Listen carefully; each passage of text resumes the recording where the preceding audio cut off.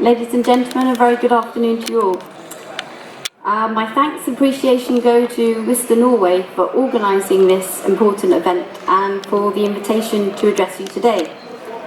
This is my first time attending North Shipping, and it's an honour for me to be here sandwiched between two lively panel sessions, and I couldn't think of a better way to celebrate World Environment Day. We know that diversity is not a female issue, and I'm pleased to see no males here, and in fact a diverse audience. I also commend the North Shipping organisers for highlighting SDG 5 as one of the North Shipping principles. So despite the wonderful introduction, I'll just give you a very brief background. So I am the programme lead or focal point for IMO's Women in Maritime programme. It's a programme that has been running for 31 years. My background is in fact as a lawyer, but I've been with the organisation since 2003 under the Technical Cooperation Division. Now, maritime is one of the sectors in which women are among the most underrepresented. Today, women represent only 2% of the world's 1.2 million seafarers, and 94% of which are working in the cruise industry. Or so we think. This underrepresentation of women in the maritime industries has not significantly changed over the past 25 years. That's shocking. And it's hard to imagine a profession that has less balance. However, it's reassuring to learn that sexism is in space as well as on Earth. Last March, a seemingly perfect PR opportunity for NASA turned into a disaster when the first all-female spacewalk had to be cancelled in the agency's 50-year history due to logistics. There was a lack of spacesuits in the right size, as all the suits were designed 40 years ago when all the astronauts were men. How is it possible that the maritime and related industries continue to be among the most male-dominated, despite ample evidence that investing in women is one of the most effective ways to improve communities, companies, and even countries? At the current rate of change, the global gender gap will take 108 years to close, and economic gender parity, as we heard earlier, remains 202 years off. Again, unacceptable. We know that gender bias is holding women back in the workplace, whether it's deliberate or unconscious. Bias makes it harder for women to get hired or be promoted. But we also know that gender diversity helps the bottom line. In the McKinsey Global Institute study of 2015, the headline takeaway was that advancing women's equality can add 12 trillion global growth. Disregarding 50% of the talent pool just does not make economic sense.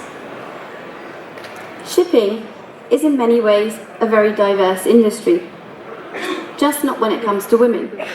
And I think that is a very big mistake, because after all, we need the best and the brightest people to overcome the challenges shipping is facing. 100 years of conditioning has resulted in generation after generation believing jobs at sea in maritime operations and other maritime sectors are for men. Girls don't do that.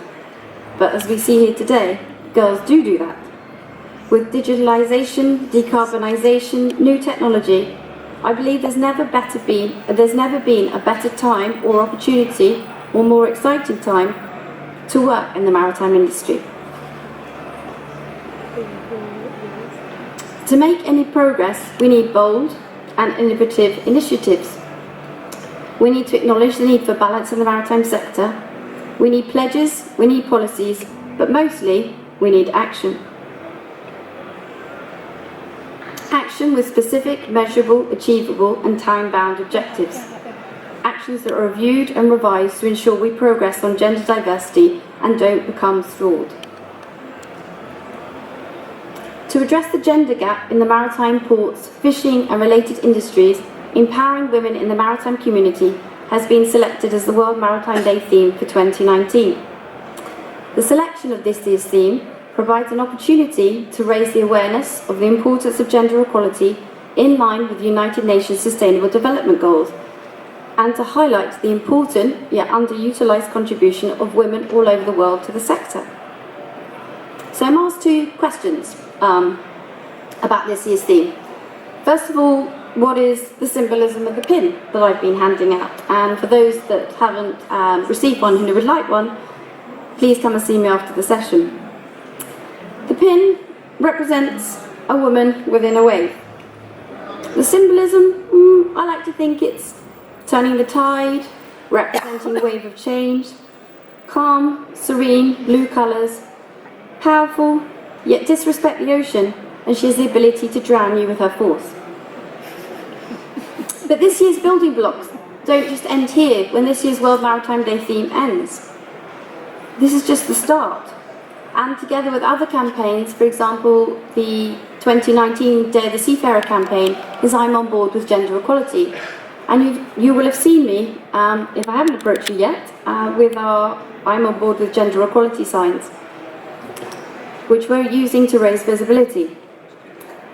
So as I mentioned, IMO, through its Women in Maritime programme, has been driving the change towards more gender equality in the maritime sector through the slogan, training, visibility and recognition. I believe we already have the facts and solutions, and the time is now for the maritime community to wake up and change. Networking and partnerships remain cornerstones of progressing and sharing resources to promote gender equality.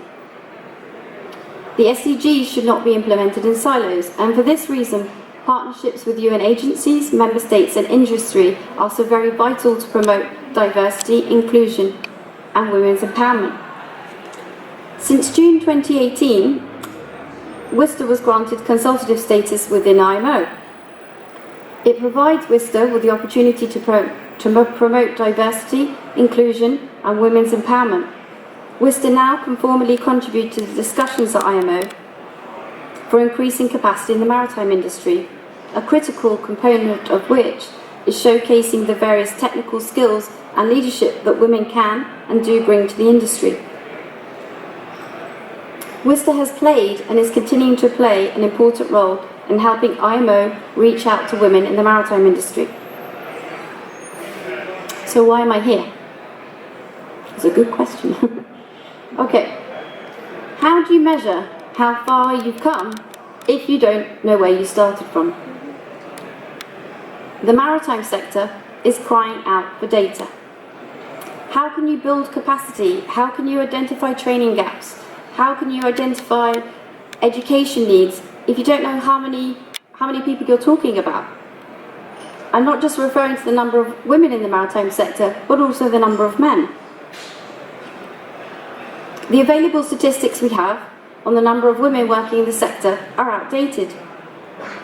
As the shipping industry demand continues to grow and the projected seafarer shortage, in particular the shortage of officers, increases, sustainability will depend on more women entering the maritime professions. In fact, one of the critical takeaways of the recent World Maritime University Conference on Empowering Women was the need for an updated study on the number of women in maritime and ocean fields across the sectors and the positions they occupy.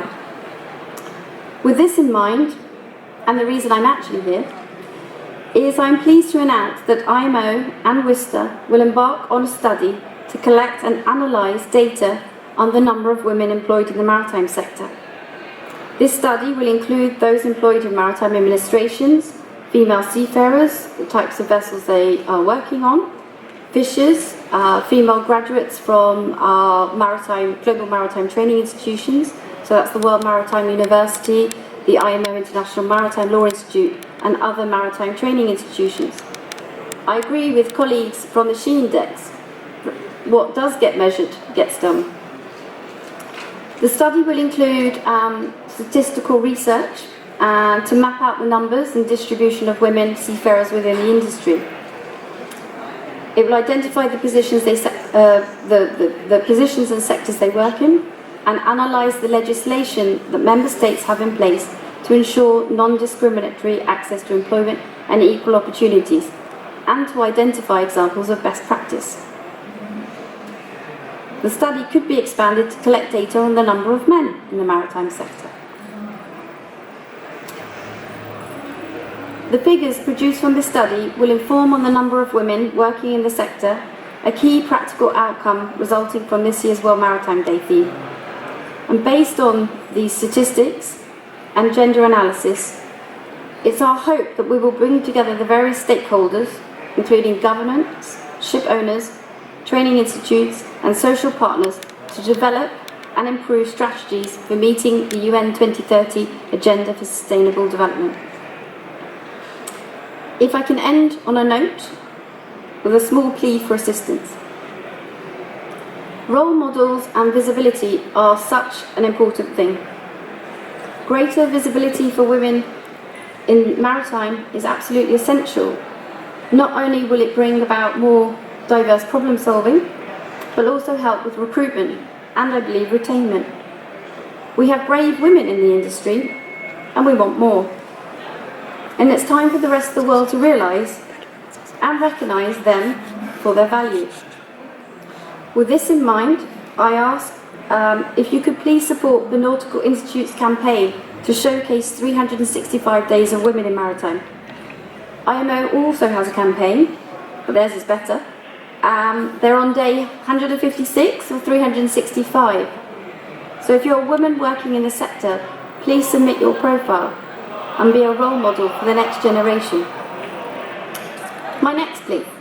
We have so many male and female mentors in the audience here today, and I would urge you to share your experiences, advice and listen to each other.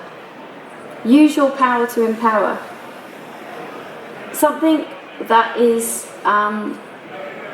became instant to me when I attended the first WISTA AGM last year in Tromsø was that the WISTA network is